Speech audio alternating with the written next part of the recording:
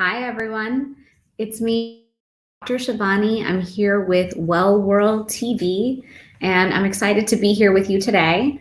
I am going to be talking about the topic of inflammation. So feel free to comment in the chat box and share with me any questions you have or anything you want answered. I'm here to help. So inflammation is an interesting topic because we've all heard of the word inflammation. And I think in recent years, we've heard a little bit more about the fact that any itis in the body is inflammation. So when you hear about arthritis, gastritis, bursitis, any of them, there's so many, then that really is an indication that that's inflammation in that part of the body. So let's chat a little bit about inflammation. I'm going to share with you why I'm obsessed with inflammation. And then I'm going to share with you the natural ways that you can help reduce your own inflammation in the body. And if you've already done some of these, let me know. If you want a deeper dive into the topic, let me know. Let's start with what inflammation is. Inflammation is like a fire in the body. So you know how when you cook on the stove, that's a controlled fire. You cook something, start the fire, cook it, and then you're done. Well, inflammation works differently. Let's say you get hit or you get hurt. All of a sudden, you're going to have acute inflammation in that area. Let's say you hurt your elbow. You'll have acute inflammation there. The body's going to send everything it can to really bring attention to that area, to start sending all the healing stuff there that you need. And then all of a sudden, you might have some different symptoms there. So the way that we classically know that there is inflammation in the body is if there's redness, if there's swelling, if there's pain, if there's heat. And I have one more, I took notes here, loss of function. So those are typically the 5 cardinal signs that you have inflammation in the body. But that's for something more acute, like, gosh, I slammed my elbow too hard. That's what's going on here. And typically you know that. You know why that inflammation is happening. Now, let's say you left the stove on, you walked away, a kitchen towel caught fire, and then a fire started spreading throughout the home. And let's say you didn't notice because you weren't there at the time. What is that? That's an uncontrolled fire. That's a fire that's now starting to spread and go everywhere and affect every part. So that's kind of a visual for what chronic, low-grade, persistent inflammation is in the body. So let's say you had a pain, but let's say the right storm of events happened and all of a sudden that inflammation, your body doesn't tell it to stop. Or let's say it's happening in the gut and your body doesn't have the tools or the right really defenders necessary to go and shut that inflammation down. Then all of a sudden this inflammation can start spreading and going on in different parts of the body. And that's what we call chronic low-grade persistent inflammation, a fire that's just like moving. It's going in the brain, the arms, the legs, the different systems, the gut, really the lymphatic system is sharing it with everything. And so that inflammation is really the culprit of so many issues that we're dealing with nowadays. So if you have certain symptoms like chronic fatigue, depression, anxiety, mood disorders, insomnia, weight gain that's just so persistent and hard to fight. There's so many different symptoms, GI distress, abdominal pain, constipation, diarrhea. All these types of symptoms are worth looking at. So instead of taking a pill and saying, hey, I have a headache, I'm just going to throw a Tylenol at it. Or I have stomach pain, I'm going to throw an antacid at it. Or, I'm just really tired. Let me go to the doctor and understand why. Or, and I'm not saying don't go to the doctor. Going to the doctor is very valid and important. I have a mood issue right now. I bet it's just I need to take something to lift my mood. Instead of looking at it that way, take a moment and kind of really look at, could this be inflammation? And is that inflammation causing all these different background issues to start until they're not really in the background, until they're a little bit louder than background noise. And all of a sudden you're thinking, something's wrong here. Like, why do I have so much brain fog? Why do I have headaches?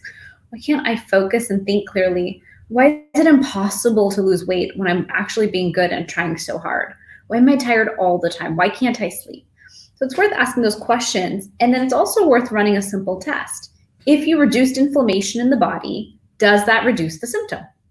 So sometimes for me, if I'm having if I'm on a health path, let's say the health path for right now was maintaining my weight. And let's say cutting 3 inflammatory foods and reducing my inflammation in my system, a little 2-week test I wanted to run.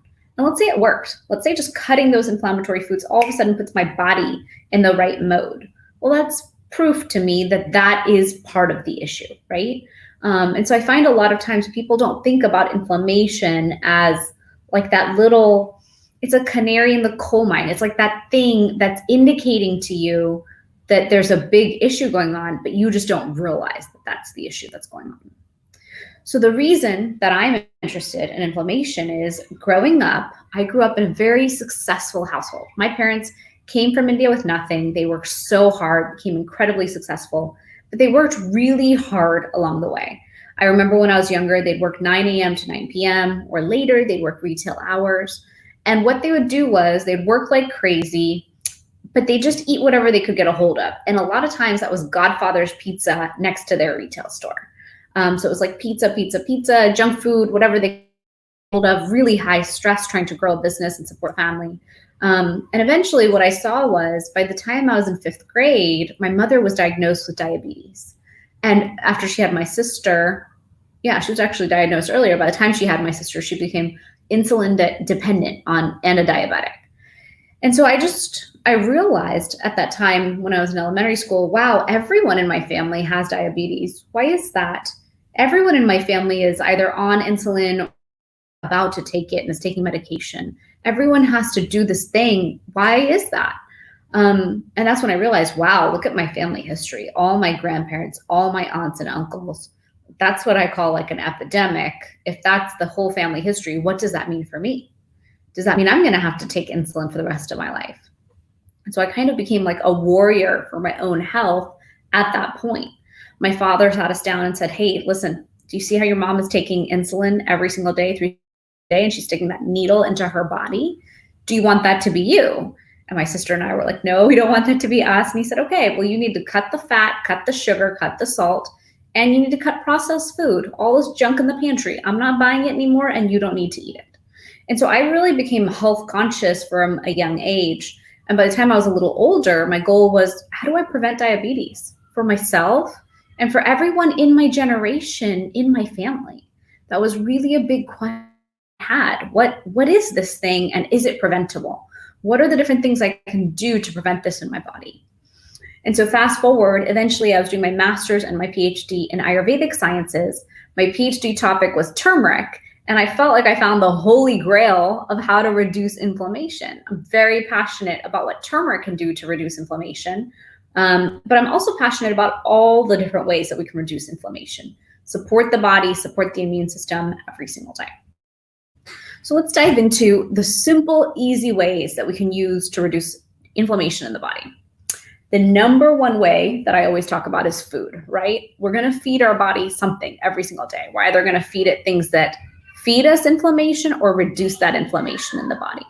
So it's so important to really assess, what are you eating every day and which way are you going on that spectrum? Are you going towards causing more inflammation or going towards reducing inflammation? Now, do you have to be perfect? No one has to be perfect with this, but I think it is important to know this for yourself and then start to pay attention to, are your symptoms worse?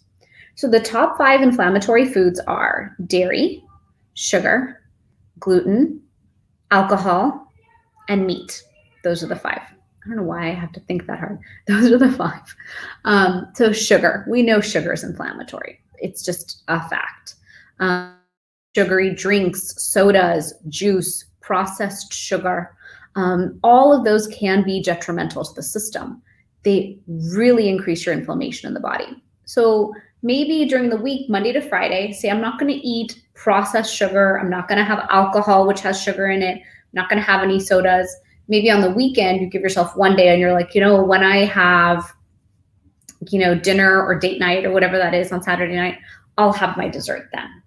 So really, instead of perfection and thinking, I cannot have sugar, and kind of setting yourself up for failure, instead, could you set yourself up for, when I do have dessert, I want it to be like the best homemade brownie of my life, or I want it to be molten chocolate cake, whatever it is for you. For me, it's molten chocolate cake and brownies. If it's that, I'll have a one piece. If it's not that, I just don't want it. I'm not wasting my time. I'm not wasting my inflammation points. Some people count their calories. I can't. How much inflammation am I causing in myself? So that's one. Now let's go into dairy. Many people believe that dairy causes inflammation in the body. We have science that shows it. But I know that for many adults, it's hard to give up the cheese. I'm one of those people. I have a hard time giving up cheese. I have gone vegan in the past for a full 6 months because typically when I'm taught a concept or when I'm researching a concept and deep diving, I want to run a full body test. I want to know for myself, is my life massively different if I give that thing up, or is it just a little different? What does my blood work look like? What does the data look like? And so I did play with that. I was completely vegan, primarily raw vegan. I would say half raw vegan, half normal vegan. And when I did bring cheese back, I saw that weight loss became much, much, much, much harder. So dairy for me is one of those things where I really need to keep it to less than 20%, less than 10%. I have to drop that consumption down if I want to stay my healthiest, if I want to maintain a healthy weight, if I want to manage my inflammation in my own body. So play with that. See if cheese only on a Friday or a Saturday shifts your body. Now, what's interesting is if you live your life just Monday to Friday being healthy and being unhealthy on Saturdays and Sundays, you're not going to get the gains that you want. The best way to get the most gains is be awesome all the time. But as someone in the health and wellness space and as a normal human being, I find it's hard to be perfect all the time. But there are ways to find great substitutions. So there is vegan cheese if you're craving cheese. There is desserts and treats that are made with dates, that are made with, monk fruit. There's an amazing chef locally in South Florida, Nanny's Healthy Food. She cooks amazing treats and desserts that are gluten-free, sugar-free, and incredible. So if you are one of those people who has tooth, maybe find those healthier ways to make them without really having the sugar. If you love dairy, maybe find some dairy alternatives that can support you. I gave up regular milk a long time ago. I just use almond milk, oat milk. There's different options out there based on your body. Let's move on to the third one, gluten. So a lot of people are jumping on the gluten bandwagon, and you might not need to. I think it's important to know, do you need to be gluten-free? In my case, my sister sat me down a long time ago and had an intervention and said, this feeling that you have, this feeling of sleepy and foggy and exhausted and unable to think straight, and you feel like heavy and like you just need to go to bed, this is called gluten. This is what gluten is doing to you. I remember once we went to brunch and my mother ordered like croissants and biscuits and all this stuff for my daughter. And my sister and I got home, we had eaten eggs and tortillas and like we'd been healthy with our breakfast, but the box was sitting there. And we were like, we just want to have a few bites. So we like dug into it and had all that white, fluffy, carby gluten stuff. And then afterwards, we went to a furniture store because I was leaving Houston and I wanted to go furniture shopping. And literally, we were walking around and we sat on a couch. We were like about to fall asleep in a furniture store where we had specifically gone to go look for something. And my sister said, this is gluten. Park this feeling in your mind and know when you eat gluten, this is the feeling you get. And so what I share with people is take 7 days off, take 14 days off, take 21 days off. And when you take it off, really pay attention as soon as you bring it back, what it does for you. For me, gluten sits in me like a brick. And I wake up the next day, my GI system is super unhappy that I chose to eat it. I do feel so slow, so sluggish in my brain, in my body. It's almost like a poison to my body. And I found that at the beginning, I needed gluten-free crutches, like gluten-free toast, gluten-free tortillas, gluten-free pasta. There's a lot of things out there, gluten-free snacks, gluten-free crackers. But over time, I've mostly weaned myself off of those. I stopped buying the gluten-free bread as much.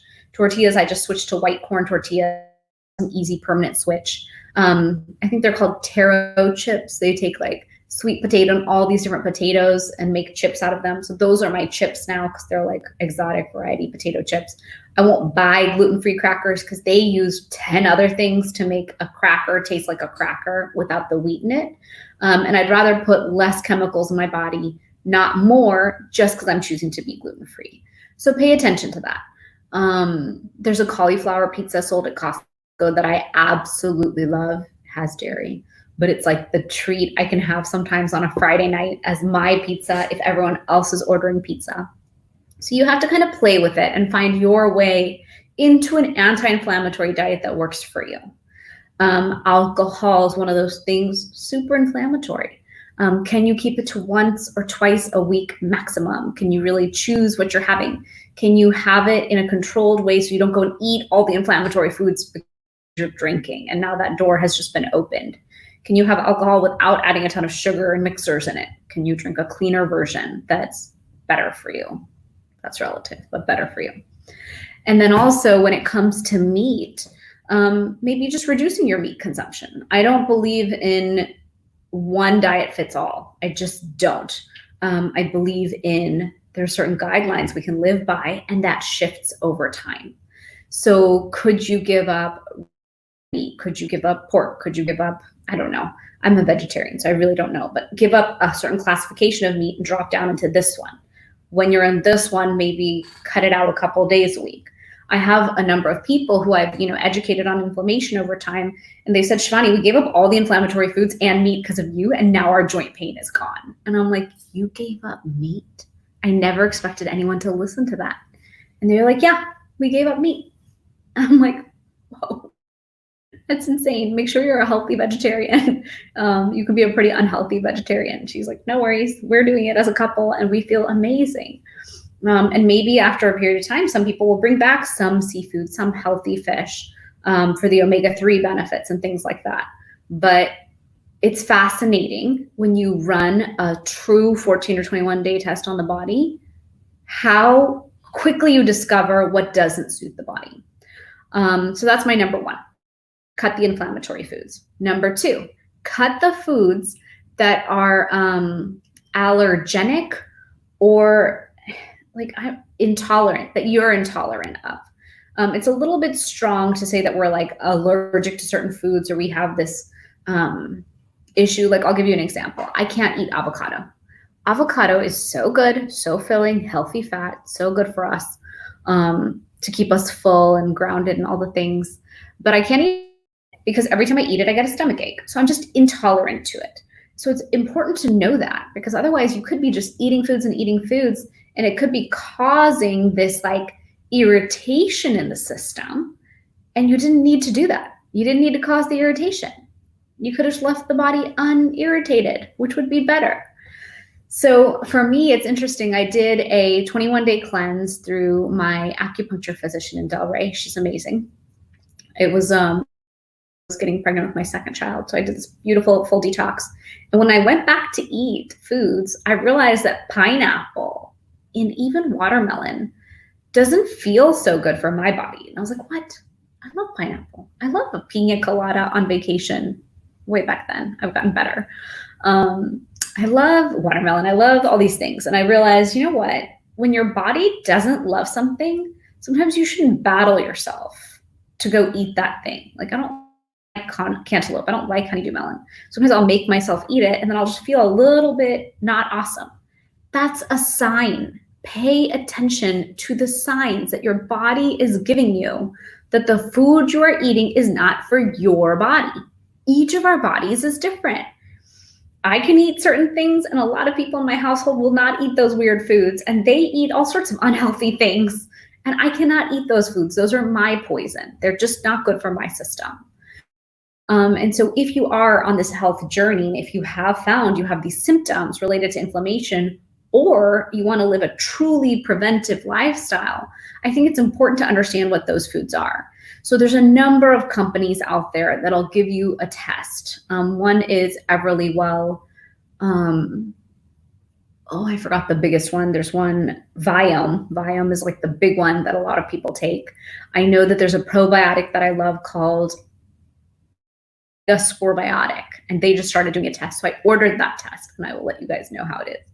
But I'm testing for myself. What are my food allergies? Because once you know, when you cut those foods, all of a sudden, all those little fires that are going on that are spreading that you don't even realize, they simmer down. They get quiet. And now all of a sudden, what can your body do when it's not battling this inflammation everywhere? It can heal. It can send nutrients to your cells properly. It can absorb nutrients properly.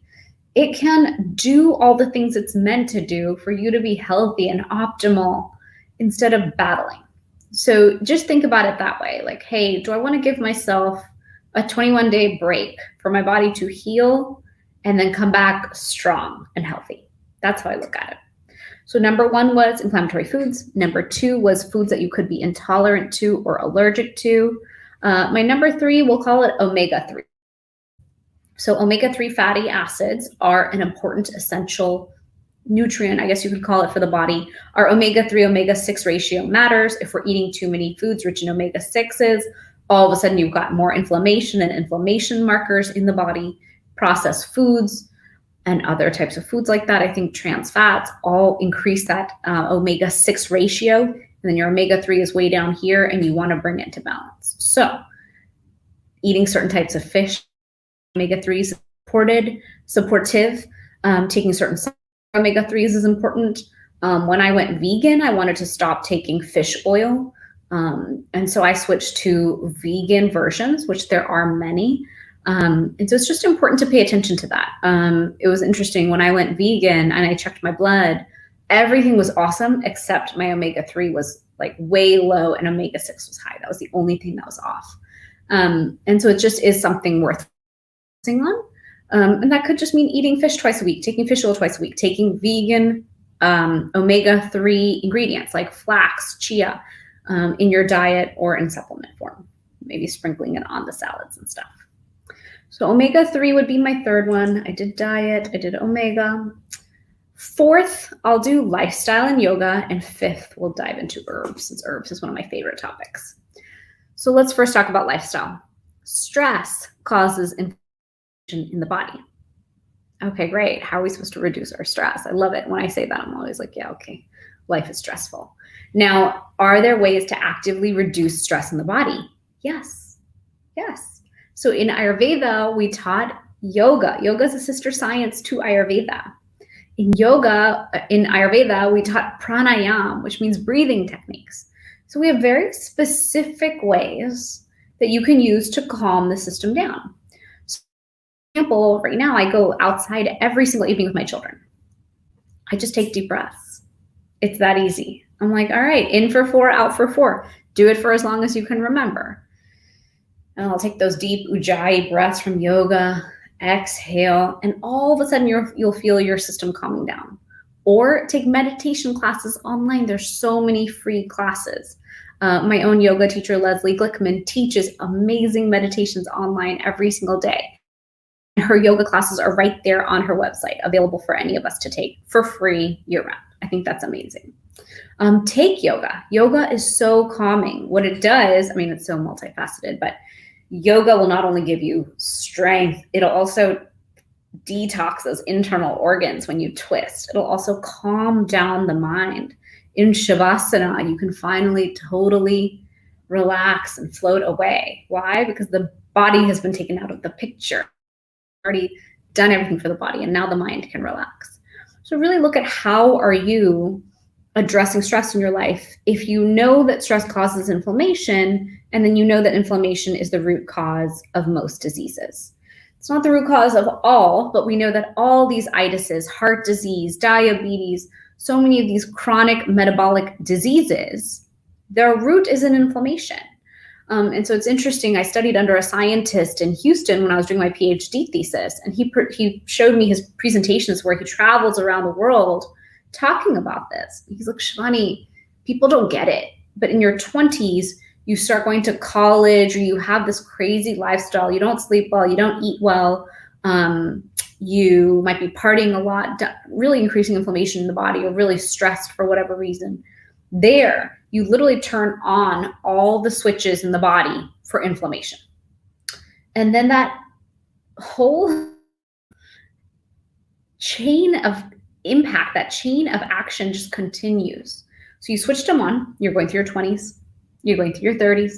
30s, you might get married, might have kids, might have career issues, might have different stresses, who knows?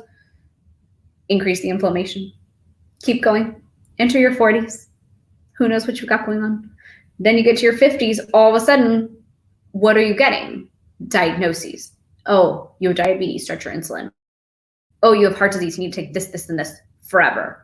Oh, you have this other problem, you need to take these 4 pills. Well, hi, you had inflammation that started here, and you just kept going and going and going with those possibly unhealthy habits, with the possibly unhealthy lifestyle. But when did you pause and just turn off the inflammation? Did you do like a panchakarma 21-day Ayurvedic detox anywhere in there to just take it all out of the body? Did you give yourself a profound healing retreat, or did you take time anywhere to just shut it all down? Did you pivot your lifestyle and your health and your diet to be anti-inflammatory for any period of time? It's really important that we take time at some point to reduce the inflammation and turn off those light switches. And that's where I find the herbs of Ayurveda can be so powerful. So I was covering lifestyle and yoga. Let me finish that, and then I'll get into the herbs. In lifestyle, I also teach something from modern Ayurveda self-care. It's this thing I teach where out of all the self-care rituals, you could do tea time as me time, collect peace, and certain self-care rituals that will help calm you down, calm the system, and thus reduce inflammation. You could have better habits around your eating. Let's say you always like sit down and mindfully eat. That would help you better absorb the food and reduce inflammation. Collect peace just means at any point in your day, go and sit somewhere in nature, even if it's in your car and you're looking at trees. I've done that before. Or if you are at work and you're like, I'm just gonna take a walk or two around the building and I'll be right back. And you just take your deep breaths, look at nature, and calm down your system, align to nature. That also can help you with reducing inflammation. All these things are beneficial, and there's so much science that proves it. Yoga is fantastic. Even just Pilates yoga, there's Qigong is what I'm thinking of. All of these things can be beneficial. Pick one, just pick one. Maybe it's deep breaths and walking outside. But reduce that stress to reduce that inflammation. And part of lifestyle is also sleeping well. During our sleep is when our body goes there and goes through and detoxes and cleanses out and purges all the things that do not serve. So if you're not sleeping well, you're causing inflammation. And then if you're trying to eat an anti-inflammatory diet to reduce it, you could have just slept better. Like sleep was a key part of this whole equation. And so really look at your sleep. I know here on Well World TV, I already made a whole video on sleep habits, sleep hygiene, sleep rituals, disconnecting for sleep, herbs to have better sleep, all of it. Sleep I'm very passionate about, and really consider sleep a piece of your inflammatory lifestyle. In addition to diet, in addition to foods that you might be intolerant to, in addition to omega-3s, in addition to lifestyle and reducing stress. And now let's get to the herbs. So Ayurveda is a system of health and healing and medicine from India. It's over 5,000 years old. And a big piece of Ayurveda is herbology, the herbs and spices, the plants that have so much magic in them that can help us live a healthier lifestyle overall. So many of us know that turmeric is anti-inflammatory, turmeric, and many of us know that ginger is anti-inflammatory. But are you taking it in the best form? Well, in Ayurveda, we do talk a lot about making teas. So one easy tea you can make, and I make this every morning, I just slice up some ginger, throw it in a teacup, just grab a teacup, throw it in there, take a lemon, squeeze it, add hot water. And then what I'll do, I'll add temperature water on top of that, just so I can drink it sooner, because typically when I make that cup, I am really just waiting for my first cup of green tea to start for the day. But that's like my healthy habit I give to myself before I start anything else. Now in Ayurveda, we taught this idea of ginger lemon tea. Why? You're starting your day reducing inflammation. You're starting your day with hot water or warm water. That's going to start peristalsis, movement of everything. So you have a bowel movement first thing in the morning, super important. We're obsessed with it in Ayurveda. The lemon is alkalizing, and you're giving your body something before you throw caffeine at the system. So it's very supportive of your adrenals as well. But ginger is a great way to reduce inflammation in the body. You can use it in your cooking. You can use it in teas. That's pretty much how I use it. I don't know how you guys use it. Feel free to tell me in the chat box. Teas and food is my main way of using ginger. And then, of course, my whole PhD dissertation was in turmeric, so I'm obsessed with turmeric. I spent 2 years just exclusively researching turmeric. And we know for a fact there's over 6,000 scientific studies that show that curcumin, the active ingredient in turmeric, is very effective at reducing inflammation. So let's talk about how and why. So turmeric is a plant. It looks like ginger. It's a rhizome. It's just more orange. And when you take turmeric in its fresh form, it has some benefits. People tell me all the time that they juice it and do stuff like that. In ancient India, we didn't really use turmeric in its raw form very much. We know that when you take a spice and you dry it into its powder form, it can be that much stronger. So for example, if you were cooking with fresh ginger versus dried ginger, you know that dried ginger will be like that much stronger in terms of taste and potency and what it does to the flavor, right? Same with garlic powder, same with onion powder. So to really take that powdered form is like a distilled, stronger, more potent version of the spice. So now imagine you took fresh and brought it to powder. Now, what if you extracted the most potent form out of it, the active ingredient? So when you take turmeric fresh, you make turmeric powder. From turmeric powder, out of all of turmeric, only 3% is the curcuminoids. And out of those 3 curcuminoids, one of them, curcumin, is the most effective at reducing inflammation. And so what I did when I was doing all this research, I was like, wait a minute, what are all these supplement companies doing then? Why are they giving us a turmeric that they're giving us a lot of turmeric powder, which I could have bought in a packet for $3 and put in my food. They're giving me all 3 curcuminoids, but I don't know the potency and I don't know the difference. And so that's why eventually I created my own supplement around turmeric, because I wanted to put the most potent together to dramatically reduce inflammation in the body. But just know that turmeric itself can be so good for you. And when we in ancient India used turmeric, we always used it with black pepper or a healthy fat, because we know that those are the 2 best ways to increase the absorption in the body. And that's what I've always found to be really beautiful from this ancient system of health and healing. Ayurvedic Vaidyas, or doctors, for centuries, like Ayurveda 5,000 years old, they went around and tested each plant, and they have so much knowledge on what each and every plant can do. It's fascinating when you Google benefits of turmeric. It's like, oh my gosh, how can it do all that? Well, I've seen that firsthand. I have talked to people. I have worked with people. I work with doctors who sit there and give turmeric to the patients, and then I get to see what is the result, what is that measurable data that comes back. So there are such potent herbs and plants that can help us. So if you bring this whole thing full circle, if you eat anti-inflammatory diet, add your omega-3s in, if you stop eating the foods that are really irritating to your system, if you sit there and do some lifestyle practices that are truly anti-inflammatory, like 1, start getting some really great sleep. Number 2, reduce stress in your life on an active basis, on a daily basis via self-care. Because I think it's a little hard to say, hey, reduce stress in your life. You would do that naturally if you could, right? Whatever stresses are part of your life, they're part of your life. So let's actually just mitigate them instead of saying as a blanket statement to reduce them. So that was our number 4. And then number 5, let's figure out how we can use more turmeric in our lives, more ginger in our lives. How can we take a supplement that'll support us? How can we really support the body overall? So that's my talk on inflammation. Let me know if that was supportive of you guys, if you have any questions.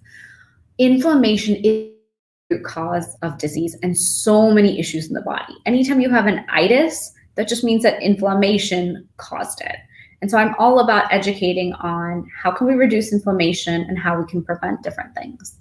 My name is Dr. Shivani. I hope you enjoyed this today. I'm the founder of a supplement company called Fusionary Formula. That's right over here in the behind me on the wall. But Fusionary is a line of supplements that I developed based on ancient Ayurvedic medicine. And my hope was, if we put it in the hands of doctors here in the West, can we give them a natural alternative that's medical grade that'll really reduce inflammation and support the body?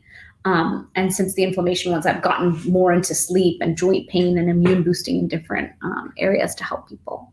So I hope this was helpful to you. I love teaching about health and wellness, and I'm so glad I get to do it here with you guys on Well World TV every single week. Stay healthy, everyone. Stay well, and I'll see you soon.